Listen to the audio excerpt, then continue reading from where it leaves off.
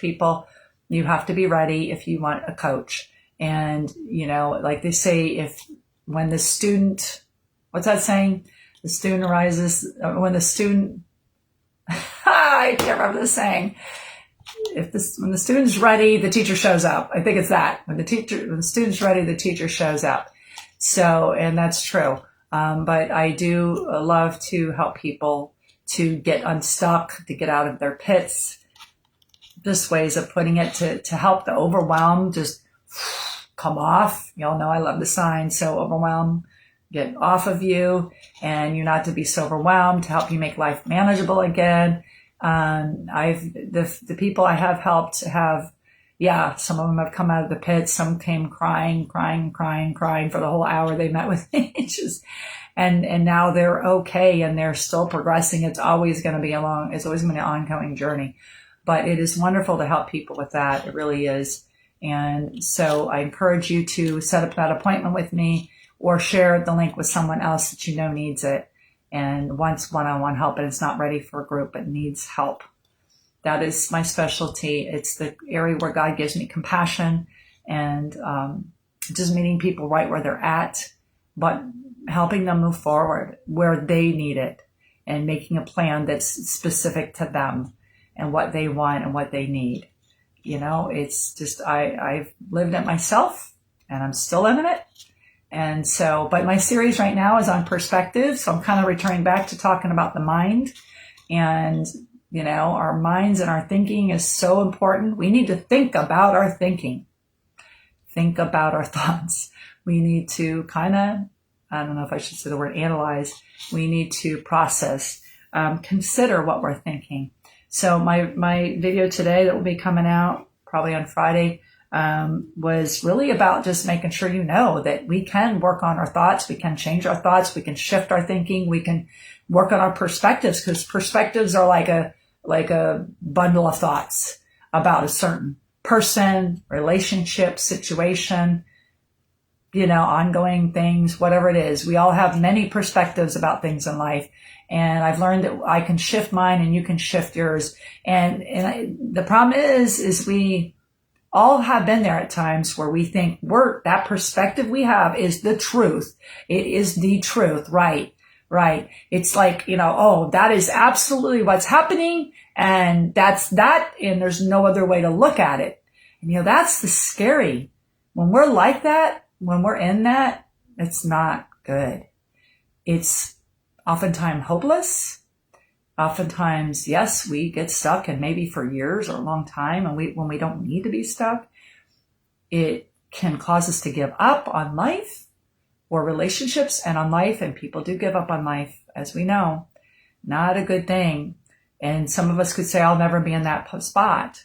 But I've been tempted with that, and I wasn't for any of my life until certain situations, or not necessarily suicidal, but just, I just want to go. I just want to go somewhere far, far away from everybody, because I've been so hurt by people and so hurt. And that's deeper sometimes than the grief, or harder to deal with than the grief, the death of somebody. That's so final, but the people who are alive, it's a whole different ball game, and it is not easy.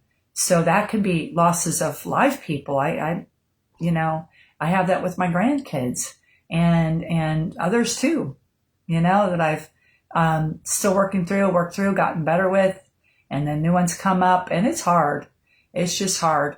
So perspective is everything.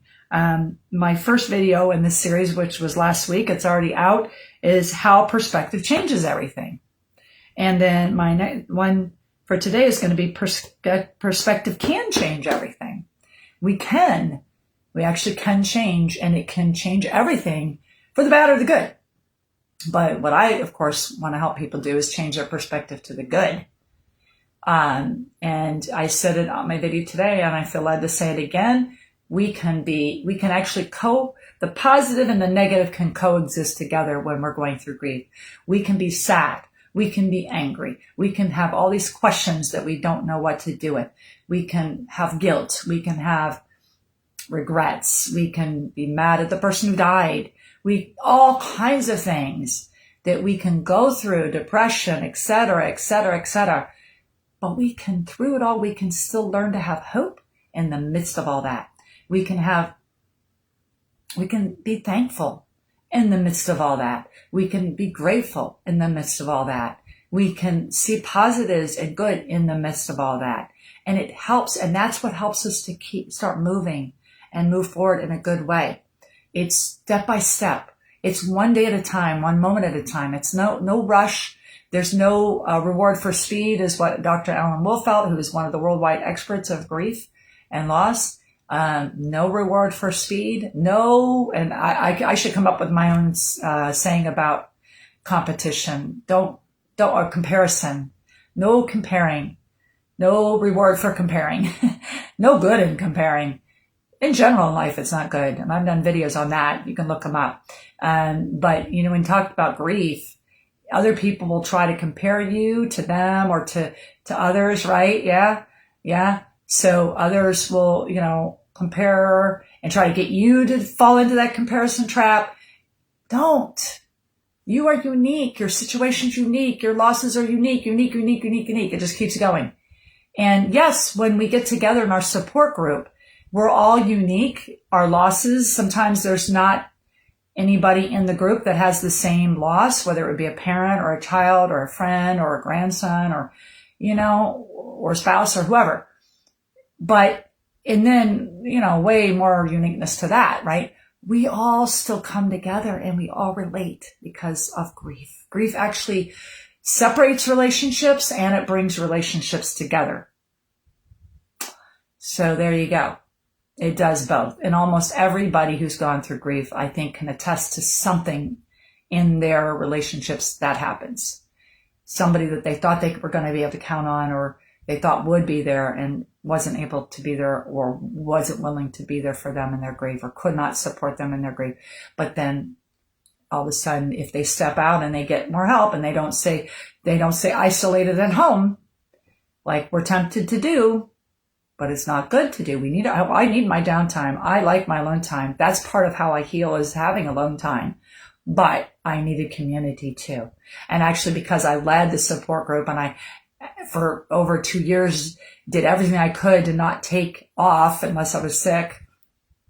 And, that helped me. I had to get help too from a counselor and other things. But it helped me to help others. And it helped me because I learned, because I taught, and I'm a teacher. So I learned. So that was very good for me. Excuse me. But, we can't isolate. We need community. So support groups are not about you finding that exact person who's going to totally understand your situation. But you can find somebody similar and it still helps. And you still come together with grief. And you make new friendships because of it. 3 ladies in our grief group all came into the group different times and they've all become best friends. And I see them in church. And I'm just so blessed that God could use little of me to kind of bring certain people together in lifelong friendships and widows mostly, and coming together so that they have each other and they're not alone. It's a beautiful thing. You'll never know what you're missing, anything in this world, unless you try, unless you step out and do something different. Thank you. Thank you, Cheryl. Unless you step out and do something different, you'll never know what you're missing. I mean, we can say that about a restaurant. Oh, I didn't know that was such a great restaurant. I was missing out all these years because I didn't go. And look, that's my favorite restaurant now. I love that movie. And, all these things that are nice, but we don't have to have. But we won't know what we're missing until we step out and do something different or try something.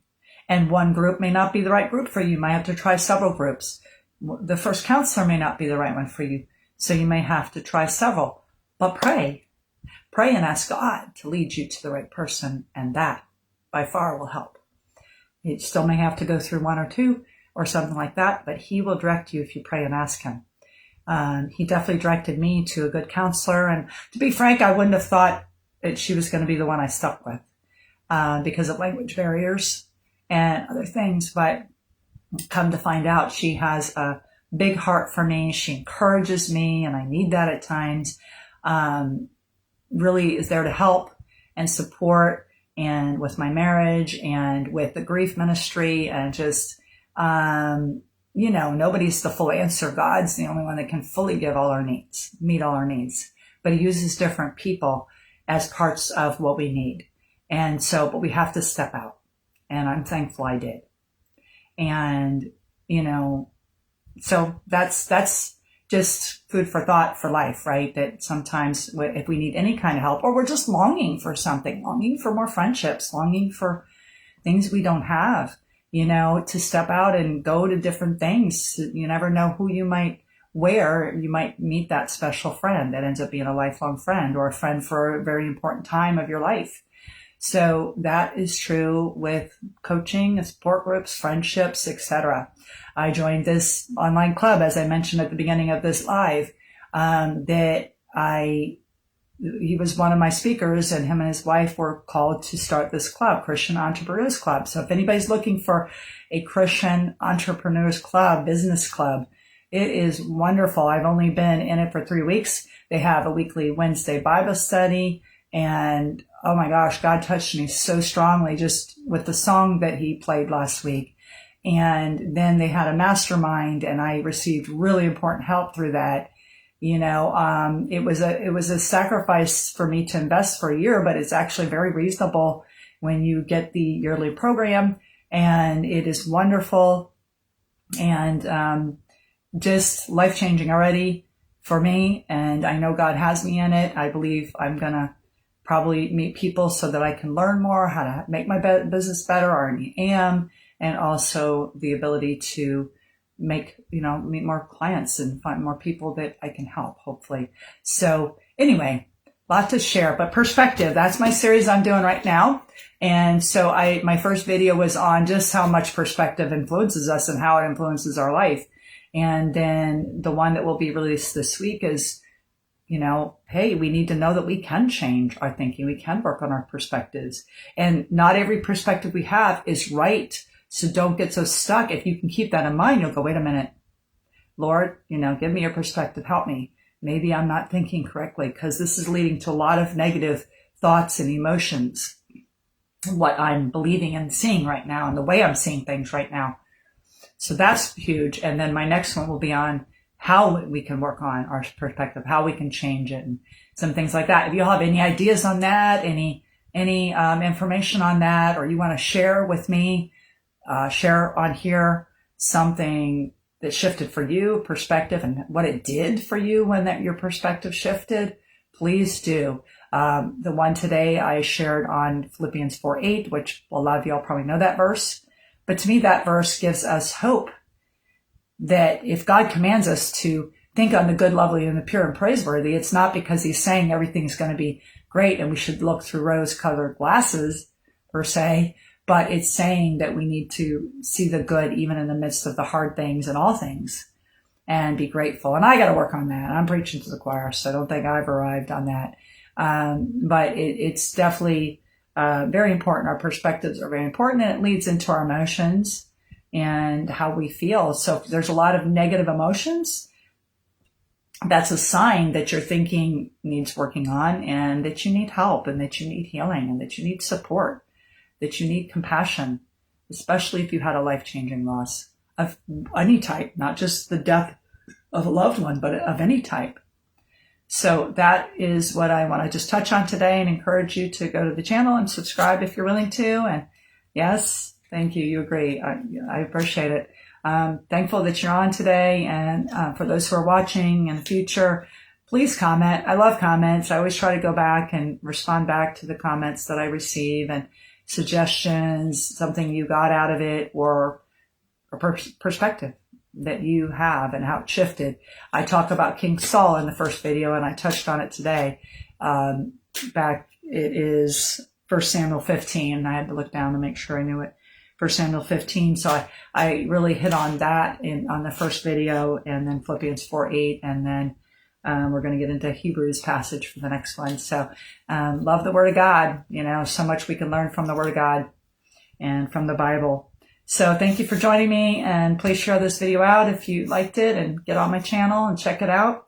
Listen to it while you're driving, while you're doing things, while you're watching, sitting back, relaxing. So many more people are watching YouTube now instead of like regular TV. And if you can grow and learn from that and help yourself through it, all the more power to you, right? You know, it's good stuff. So thank you for being on here, and you're welcome, and see you soon. Take care.